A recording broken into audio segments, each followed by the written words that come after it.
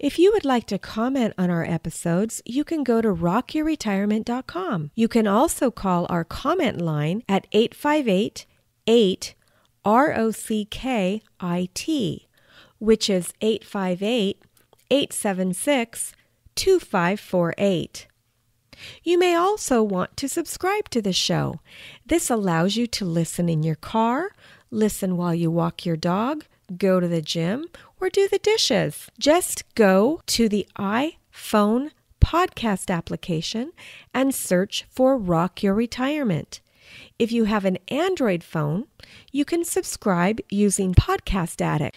Today we are going to speak with Ed Elliott, who retired from teaching. He found out that he had a love of softball, and that's how he stays fit. But he also has a secret talent that you'll learn about in today's episode of Rock Your Retirement. Talking with people about how to have a great retirement. This is the Rock Your Retirement Show. We don't talk about money, but we talk about almost everything else you need to rock your retirement. Now, here's your host, Kathy Klein. Welcome to Rock Your Retirement. This is the show where we help you have a great retirement. We don't talk about money. We don't talk about insurance. We talk about all the other things that you're going to need to know when you retire. Or if you're already retired, we can help you have a better retirement. We help you rock your retirement in areas such as social and family, entertainment and travel, volunteer work and philanthropy, matters of the spirit and soul, sex. Yes, sometimes we talk about that too. Last, we help you by talking about ways to help your parents or others who may need your help now and in the future. Baby boomers are the sandwich generation, and we want to be able to help you manage that too. We want you to be passionate about your retirement. We want to help you rock your retirement. Our guest today is Ed Elliott. And Ed did not give me a bio, but I know a little bit about Ed. Ed, you used to be a school teacher, didn't you? That's right, Kathy. Yes, I was. So tell me a little bit about your work background. What did you do when you were working? Well, I began my career as a teacher of severely handicapped and multiply handicapped children, and did that for about 6 years and became, believe it or not, a young principal. Wow. I was in the right place at the right time, supervising a school for neurologically impaired kids. And since then, I've been a director of special education for a school district outside Wilmington, Delaware. And I've been a hearing officer, a due process hearing officer in the state of Delaware. I came to California as a director of special ed programs for a large school district. Actually, it was a small district when I got there, but it grew very large in my tenure. Wow. And I've also been a learning disabilities teacher, a teacher of students with learning disabilities. Wow. You and I actually have something in common. Uh-oh. When I first graduated from high school in Valdez, Alaska, I wasn't really quite sure what I wanted to do. And so there was an institution in Valdez called Harborview something or other, and it was actually one of the last institutions that existed where mentally retarded adults live. And I started going to school for that program, and they hired me while I was still in the program. I was going to a community college, but it was part of the state. It was part of University of Alaska, and I worked there for 2 years. Well, that is a very similar background. My first job was in a setting where it was the phasing out of the institutional era. Among our students were also day students from the regional school districts who couldn't provide for the more severe. So I see what you mean. Yeah, we do have that in common. A little bit, yeah. I worked with severely disabled. I mean, the mental capacity I worked in the highest level. It was called Eagle Hall, and it was 14 men. And the highest level was about that of a 2-year-old. So that, and I don't think institutions like that exist anymore. I'm not sure where they put the severely mentally disabled, but that was our hall. And then everybody in different halls were more disabled than the people that I worked with. Now that's a challenging question because they deinstitutionalized in the 70s And we do Or started to. Started to. Because I wasn't working in the 70s. I was too young. I forgot how much younger than you are. Okay. Well, that was Alaska. Maybe it didn't get up there. Right. They were a lot slower in Alaska. And, of course, we see one of the effects of this on our streets with the mentally ill. Absolutely. Once upon a time, we're in sheltered environments, what we call institutions. Right. So there are pros and cons to that issue. Absolutely. Yes. So anyway, so that's great. So you did that. You were in that field for how many years? I did my 40 years. 40 years. Wow. Mm-hmm. I would never know to look at you that you were, working for 40 years. Yep. And then did you grow up? So when you were 5 years old, and most people were thinking they wanted to be a fireman or they wanted to be an astronaut, were you thinking, wow, I wanted to be a teacher, or what were you thinking? I wanted to be a singing cowboy. A singing cowboy. And then one day I was on a trolley in Philadelphia, where I grew up, nearby Philadelphia. Anyway, I did start my life inside the city of Philadelphia. So my mother and I were in a trolley, and I passed a construction site where these guys were cementing the sidewalk. Okay. And I said, oh, Mommy, I want to do that when I grow up. She said, Eddie, I thought you wanted to be a cowboy. Well, I could be a cementing cowboy.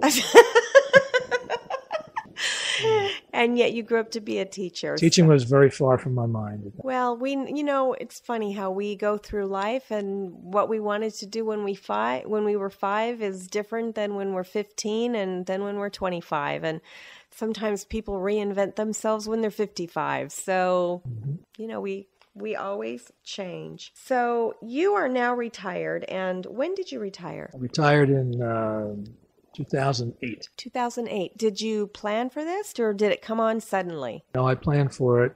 As a matter of fact, I thought I would retire at the end of a particular school year, and which, let's say, would have been June of 2007. Okay. And I happened to be late for a faculty meeting in which they had a representative there from maybe an insurance company or maybe the state, I don't recall. But he was advising people to look carefully at the retirement chart. As you may know, I know that you know this, but as some folks may already know, there are certain formula to retirement. So you retired from the state of California? Yes. And you were with PERS or STRS? STRS. Okay. State Teachers Retirement System. And he said something, he said, don't forget, everybody, you don't have to wait till you're 62. The highest factor for retirement kicks in at 61 and a half. So boing, went off in my head, and I thought, why am I waiting? And I don't have, So I waited till I was 61 and a half, and that's what I did. Okay. And did you already have a plan for what you were going to do with retirement, or did you just suddenly go from working 2,000 hours a year to nothing? You went from 60 to 0 in 5 seconds, or what happened? No real plan. That's a good question. No, I had nothing definitely planned, except I had a lot of loose ends you have in life when you're working you don't get to. So I guess my plan was to get to those loose ends, one of which I've been trying to get to for the last 5 years. Okay, and so I finally got the right equipment to start doing it 2 days ago. So do you want to share what that loose end is? Well, once again, there are many of us who have boxes and boxes of photographs, boxes and boxes of videotape, from the old days, VHS, and then 8mm, and then high 8mm, and then mini DV. And if you take a lot of family movies or movies of events, what do you do with these things? Then also, I inherited all my mother's photographs. So you're going to scan everything. Whatever, to reduce it down to some shoe boxes that no one will ever see anyway. But to me, I want to have things condensed. I want to dispose of all these boxes, so I'm not looking like some kind of a pack rat. I completely understand. My husband scanned our pictures a long time ago. And there are actually companies, by the way, that charge thousands of dollars to do what you are about to do. So good luck with that. Thank you. That's not why you're on the show, though. You're on the show because I know you're rocking your retirement, because I see you doing things that I don't see other retirees doing, one of which is you have an activity that you do every week, but there's probably some other things that you're doing to rock your retirement. So how would you say that you're currently rocking your retirement? Well, what you're referring to, Kathy, is our senior softball here in North County, San Diego. And I always thought when I was younger, wouldn't it be nice if I were healthy enough to play baseball? I saw some video as a middle-aged guy of all these white-haired characters down in Florida going onto a baseball field. So lo and behold, by reading a little sidebar in the newspaper, I saw there was a league in this area. And I went there one Monday when they have kind of a pickup game to make sure the guys playing were not all former major baseball leaguers. players. Yeah. You're like, I want to make sure I'm in the right league. Exactly right. So I thought, well, maybe I could survive here. So then I took a friend of mine whom you know very well, and he and I went to a batting cage to make sure after 50 years I could still hit a ball, and I could, and so could he. So with that little bit of courage, I bought a glove and joined this league.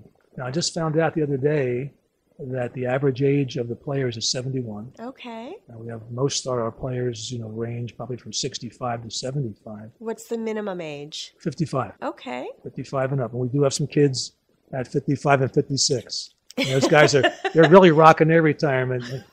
They rock that ball over the fence and throw the ball like a laser beam. Are they retired or are they still working? There's a few that come out once a week only because they have a business or something. Okay. But they're free enough to do that. But the average age is 71. Average age is 71. We have players that are 90.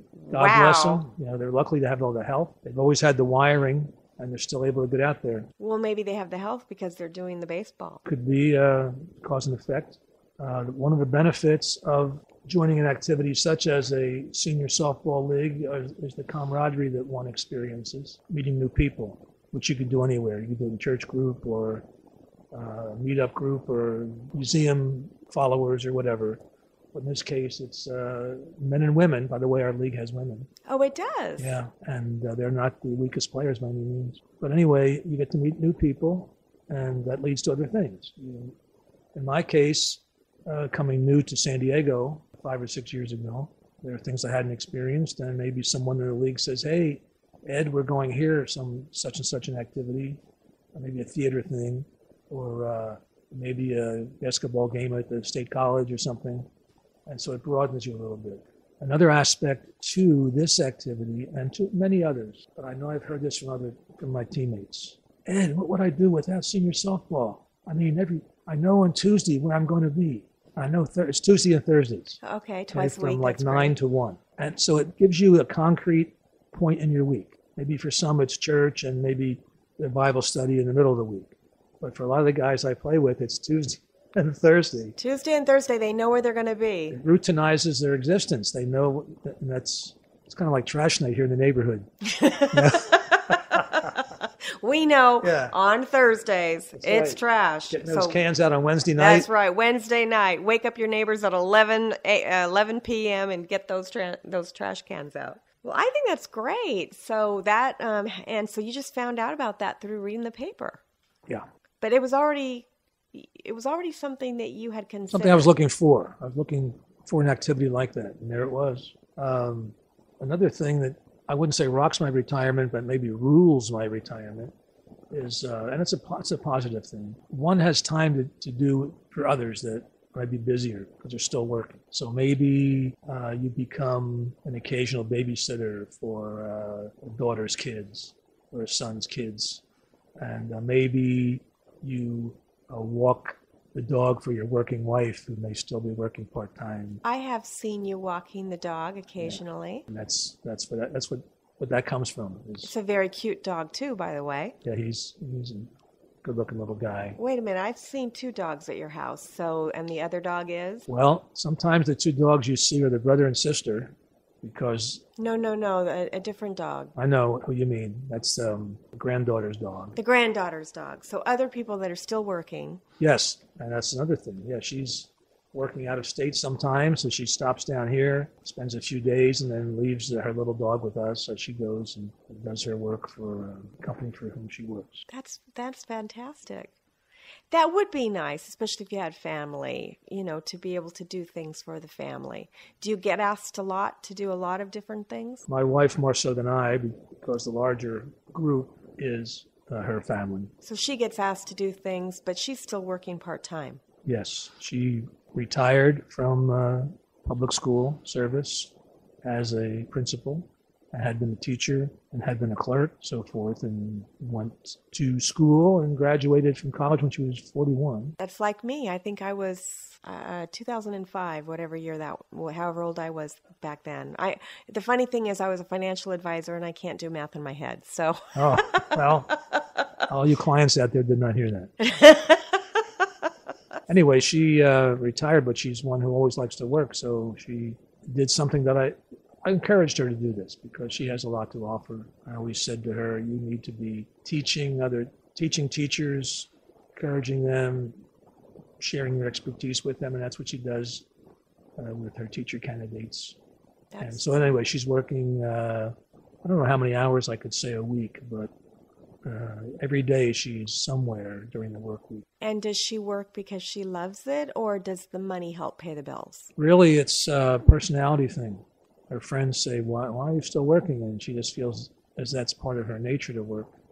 The earnings help her contribute to the tuition of a grandson who's in graduate school.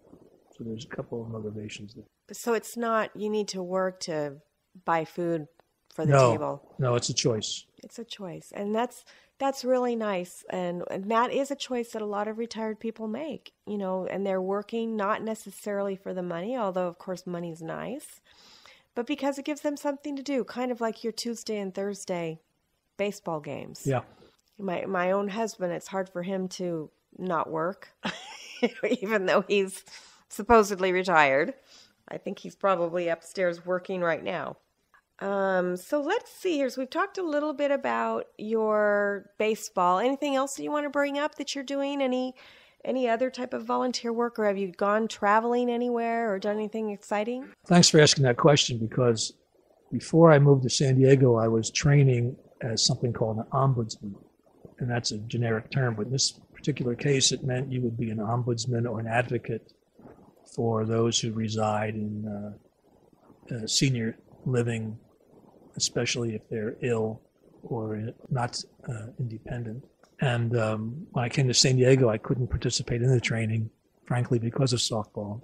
It was a conflict. It was conflicting with what you wanted to do. But that's something that I intend to get involved with again. But my point is that that would have been, I would think it would be a rewarding way to volunteer, trained by the county, social work folks and law enforcement and so forth, and you visit a certain number of retirement centers, whatever they might be called, and if you notice that someone maybe is troubled, then after you visit there for a while, they may have some trust in you.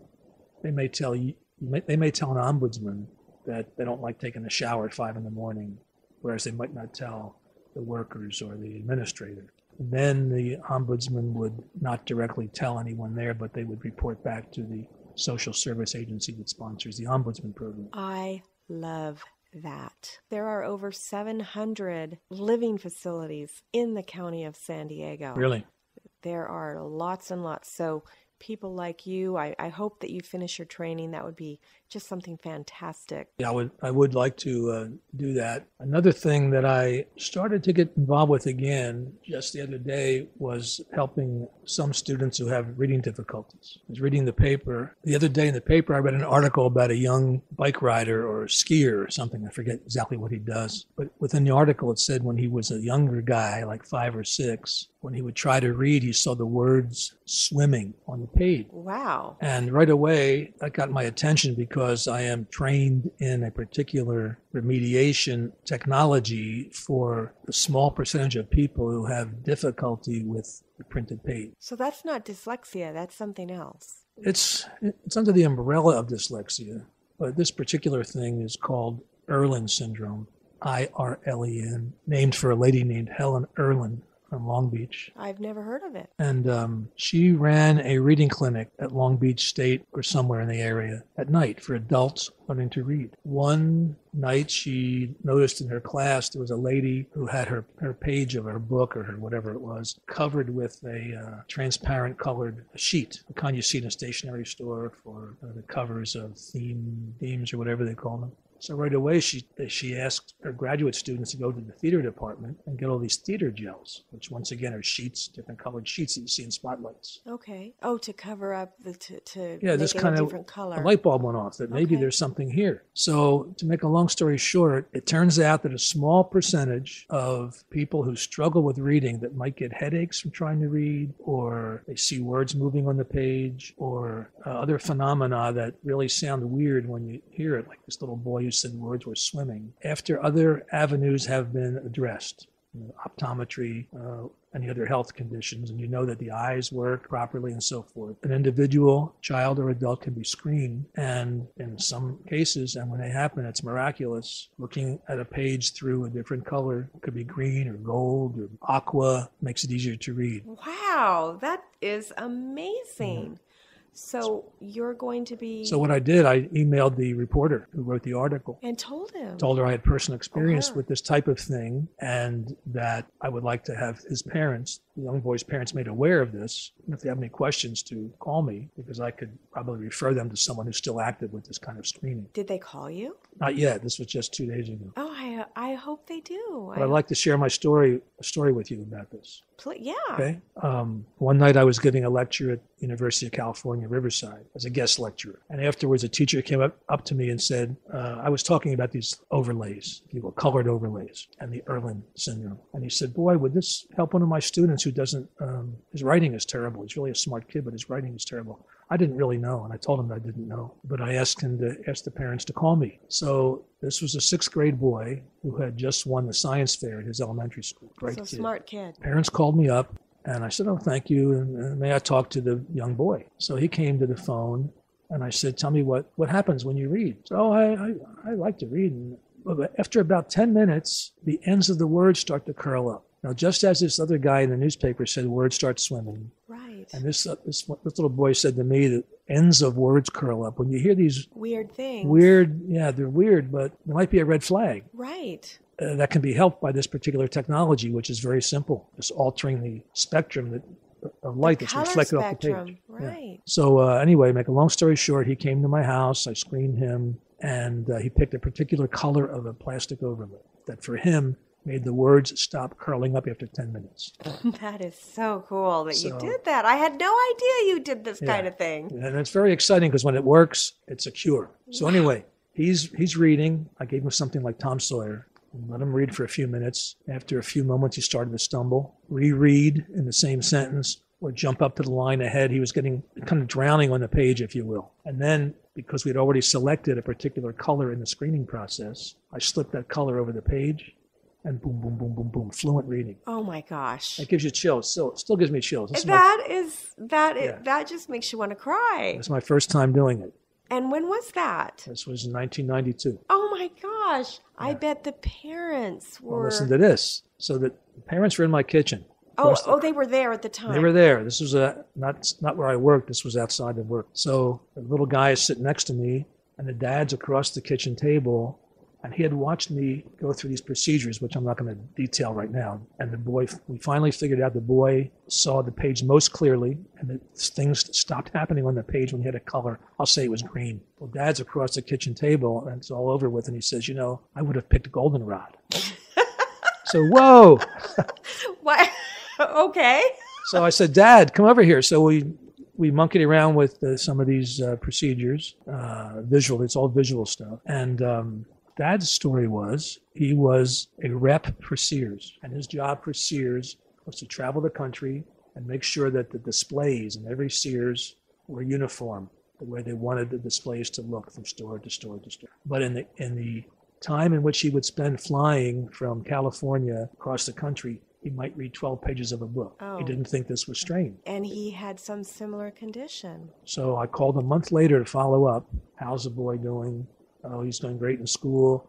And as a matter of fact, we went to Long Beach, and now he has tinted lenses he wears. Oh, my gosh. That continue to help him with the problem. And well, what's Dad doing? Oh, well, Dad's taking that goldenrod overlay on all of his on all of his business trips and sticks them in the book as a bookmark. Oh, my gosh. And so you helped 2 people, and you're still helping. That was kind of sort of part of your job, but not really. Well, not to belabor this point of my career too much, but when you're in special education, you help a lot. You're a helper. But you really never fix, because most of these problems that people have are organic problems. So when you can fix something, this celebrate. Is the one thing that you can see immediate change, and very exciting. I can completely relate because the people that I worked with never got fixed.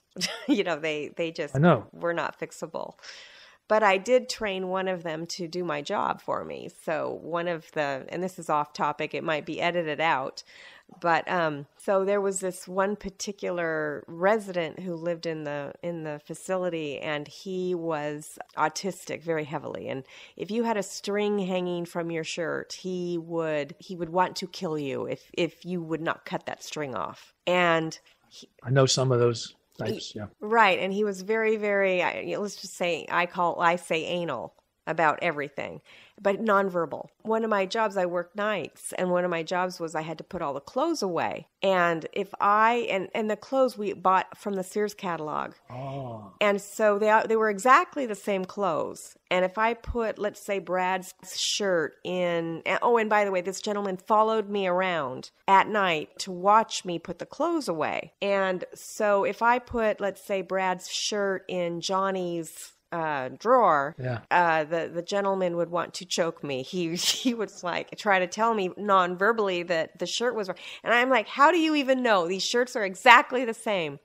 And so I just trained him and I just let him put all the clothes away, and he was thrilled. And so these days they would call that writing a program. Yeah. And I would have gotten a raise for it, but I did it because I just was too lazy and I didn't want to be choked. Well, that was his strength, and you were able to channel his strength into exactly some function. So anyway, if we go over that story, we'll be edited out, but it was fun to tell you that. So name, what is one thing that you have been able to do that you would not be able to do if you were still working? Well, if I were still working, I wouldn't have the general freedom to have a longer day if you want a longer day, if you want to stay up late. You're not worried about your responsibilities on the next work morning of being a little cloudy or foggy. And you get to enjoy, myself. My lifestyle is probably more sedentary than I would like to admit, but I do enjoy watching television and movies and such. If I'm engrossed in something, I want to watch another episode, especially now where you can binge watch things. I know. Yeah, we binge watch everything. Everything that we watch is recorded. We don't watch anything live. So we're going to go ahead and start wrapping this up. What do you wish you would have known before you retired? If there was one thing you wish you would have known before you retired, what would that be? Well, I wish I would have known that some of the assumptions upon which my very good retirement program were based actually were not accurate. And the particular one is this, that, put this money away, it's tax sheltered for, I'll say 40 years, just to use that number, for 40 years. And then when you retire, you're going to be in a much lower tax bracket. Okay. And it turns out you're in a higher tax bracket. Yeah, so I guess my regret is, if I could have foreseen that, I would have done more investing with after-tax dollars. Or Roth nowadays. Or the Roth concept, maybe. Which we didn't have back then. Yeah, that's one thing I would have done differently had I had a crystal ball. What if we weren't talking about money at all? Was there anything that you wish you would have known before you retired that has nothing to do with money? I don't really have any regrets in that sense. I would like to comment on a regret that I think happens with my peer group. Okay. And believe it or not, it's relative to Facebook. I have friends. I have a brother who's back east. I have some friends back east. And yes, they have probably some wise reservations about too much information being out there on the internet. But to me, it's so enriching to be able to go onto the internet and say, here are my friends. They're in the Galapagos Islands. Look what they're doing today. Right. Or to my brother who's shoveling snow, he could send me a picture of him shoveling snow, and I could just feel so much better for living in San Diego. Right. And looking up acquaintances or friends that you haven't talked to for decades. And this has happened to me just in the last year. I talked to guys I used to hang out with in high school 50 years ago. Wow. It's as many people say, it's like I talked to them last week, but all these stories come back. And then I find out that one guy, his son is his famous football coach that I had no idea was his dad was my old buddy. So I guess my regret currently is that more of my generation, the baby boomers, shy away from some of this technology that could enrich their lives, connect with others. So that's to use the word regret somewhere, that's where I would use it. Well, I completely agree. I love connecting with people on Facebook. What I don't love about it is all of the things that are posted that have nothing to do with people's current lives. You know, the sharing of the picture. Propaganda. Too many cats. Exactly. They're funny. Right. I love the funny videos, but you know, I only go on Facebook once a day, and I do a lot of scanning, and I'm looking for things personal about somebody's life. I don't care about your picture of something that somebody else wrote that you're sharing, you know, the motivational things. Yes, those quotes. Right. I don't care about the quotes. I want to know what you're doing. So I agree with you, Ed. I love Facebook. I love the way it helps people connect. And there's been marriages from Facebook, I've heard, and also, unfortunately, divorces from Facebook. Yeah. Okay, last question. We have a lot of listeners who are new retirees who might feel stuck in their lives at the moment. If you were sitting across from one of those retirees right now, what is the one piece of advice that you would give to have a successful retirement? Someone who's already retired? Or about to retire. About to retire? Well, just to be broad-minded. Don't be afraid to challenge yourself.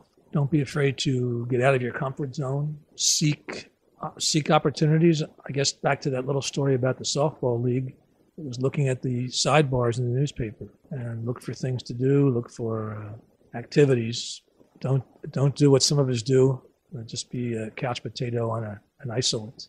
I think that's a great answer. Yeah, I love that answer because my actual work life, I see people that are couch potatoes and I see what it does to their health. So I love that answer, and I love the fact that you were able to find something that you love and that you're passionate about because you were seeking it out. So thank you so much, Ed, for being on the show today. Thanks for asking me, Kathy. And we will see you next time. Hope your ratings don't decline after this. They won't. Thank you so much. We'll see you next time on Rock Your Retirement. Thanks for listening to the Rock Your Retirement Show. If you are rocking your retirement or know someone who would make a great guest on our show, please send us an email at podcast@rockyourretirement.com.